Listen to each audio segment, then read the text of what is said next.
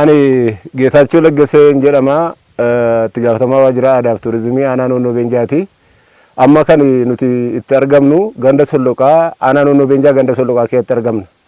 Iddoon kun immoo iddoo addaa hora Buttujjii jedhamee beekamudha. Horri Buttujjii kun Buttujjii jedhee wanti inni moggaafameef namni Buttujjii jedhamu ilmaan ja'an Noonnoo keessaa kan mattuun godhate. Horteen ilmaan mattuu keessaa Buttujjii kan jedhamu naannoo kana ture. Naannoo kanatti hora kanatti horii obaafata. Horri amma iddoon nuti eenyee jirru kun horri burqaan mul'atu guddaan kun kan horiin dhugudha. Faayidaan horiin sa'uunni dhuganuuf tokko dhibee ittisa. Duratti yeroo manni yaalaa horiin babal'atin ciniinnaa horiitiif raammoo garaa keessaa horiiwwanii sa'aawwanii alaawula raammoo isaanii nyaate garaa keessaa waan baasuuf isaan fayyada. Horiinis horii maadide akka inni rimaa qabuuf kan fayyadu ta'a. Garuu kan irraa ittifamu horiin kun kan dhuguun irraa ittifamu dorrobaan garmalee dorrobee waan gatachiisuuf dhuguun isaa hin dhowwama. Horiin dorrobaan garmalee dorrobe jechuudha. Maaliif baay'ee ulfaataadha. Utuma keemikaala hin qabaanne horii kana gatachiisuu waan danda'uuf hin obaafamu horiin dorrobaan jechuudha. Akka inni rimaa qabuuf garuu hin obaafama. Garuu yeroon itti fayyadamasaa jaarraa 17ffaa 18ffaa keessaa jalqabeeti namni kan itti fayyadamu. Aanaa kana keessatti horteewwan ilmaan ja'an Noonnoo hundi isaanii warri Aleeluu, warri Mattuu, warri Duusoo, warri Dhaadallee hora kanarraa fayyadamu jechuudha. Namni hunduu karaa dheeraa deemeet galaa baatee fidee iddoo kanatti akka nama mana yaalaa geessutti hora kanarratti obaafatee fayyadama. Horri kun kana bichaa miti kan bineensonni garaagaraa dhugan jiru. Kan karkarrootiif kan booyyee jira.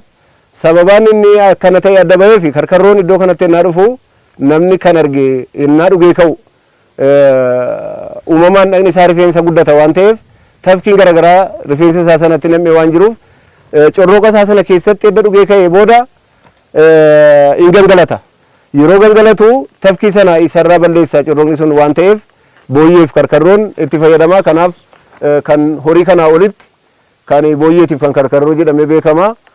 Kanarraan aanee kan jiru kan namaati. Namni ennaa horii horaa fidatee jedhu kan dhugu innis namnis kan fayyadu nama garaan bokokee nama ciniinnaa qabu nama dhibee garaa keessaa qabu hin fayyada. Innis namni ennaa horii hora fidee jedhu kanaaf dhuga hora kana kan namaa jedhee adda bahee beekama.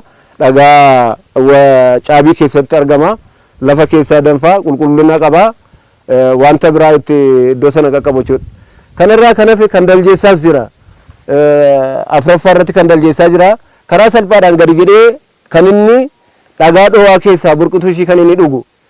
Faayidaan inni dhuguuf bineensonni kun akkuma namaa sana dhibee garaagaraa garaasaa keessatti innaa uumamee garaasaa keessa innaa uumamee jedhe isa fayyada. Albaasaadhaanis deeffuudhaanis keessaa baasa innaa dhugu jechuudha. Kan kuruphees adda bahee jira. Asitti bukkeedhuma kanatti shanaffaa. Kurupheenis baalota garaagaraa waan nyaattuuf raammoo garaagaraa wajjin nyaattee jette garaa ishii keessatti dhibeen innaa uumamee jedhu hora kanarratti dhuftee fayyadamtee dhibee sanarraa fayyite jechuudha. Kanaaf iddoo kanatti hora gosa 5tu argamu jechuudha. Horri kun hora umurii dheeraa hora namni baay'een namni 1000 lakkaa'amu itti fayyadamu inni kan horii kun jechuudha. Amma garuu akka isin ilaaltanu kana kunuunsi isaa baay'ee dhabamee iddoo kanarratti amma akka waajjira keenyaatti lafa hektaara 8 irratti daangeffamee jira. Bara darbee daangessinee garuu misoomsuudhaaf ofii keenyaaf humna itti dhabneetu yoo karaa qaama dhimmisaa ilaaluun deeggarsa arganne kana caalaatti horri kun hora isa kan namaa jedhamu kanas sirriitti maddisiifnee intini guddaadhaaf kan oolu ta'a jechuudha. Hojii dhabeeyyii naannoo kanaaf illee hojii guddaa uumuu danda'a. Kanaaf faayidaan isaa kanaa jechuu kooti.